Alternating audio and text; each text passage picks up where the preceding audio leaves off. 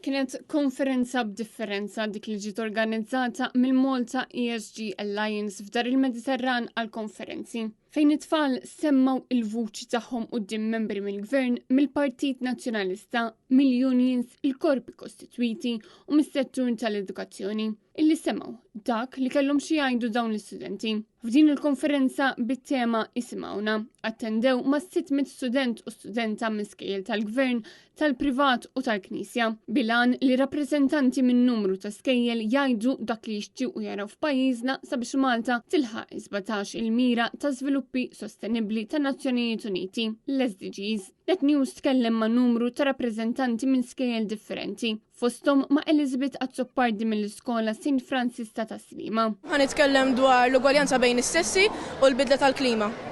Kif naraw aħna żgħażagħ il-kbarat biex jieħdu l-idejat tagħna u ikollhom aspett ieħor minn xiex jieħdu l-idejat.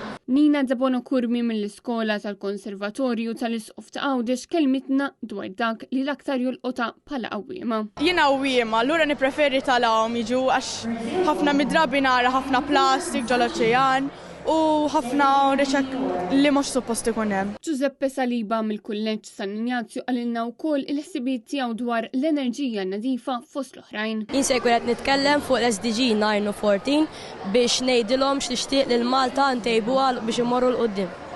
X'huma dawk l-affarijiet li tixtieq li nsibu l-iktar?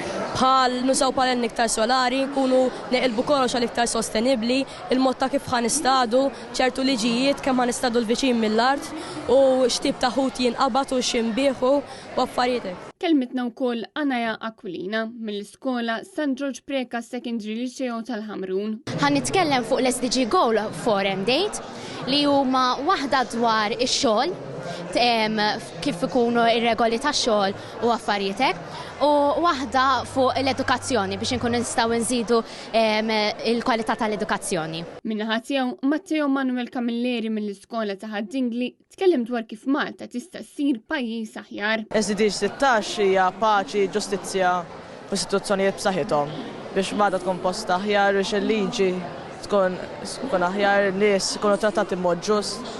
SDG 17 hija alleanzi għall-għanijiet li fejn kull SDG li hemm 17 juma jiġu maqogħdin flimkien ħalli l-pajjiż ikun as a whole ikun aħjar fil-każ Malta. Preżenti għal din l-attività kien hemm il-kap tal-Partit Nazzjonalista Bernard Grech u diversi deputati. Studenti oħra minn skejjel differenti tkellmu dwar l-irwol tas-subkixen f'pajjiżna, dwar kif madwar 30 sa 40 persuna tgħix fi triq għax m'għandix saqaf fuq rasa, dwar kif kumpaniji kbar jistgħu jagħtu iktar donazzjonijiet lill-NGOs f'Malta u dwar kif rapport tal-Unjoni Ewropea wera li l-dranaġġ f'pajjiżna mhux qed jiġi trattat kif suppost.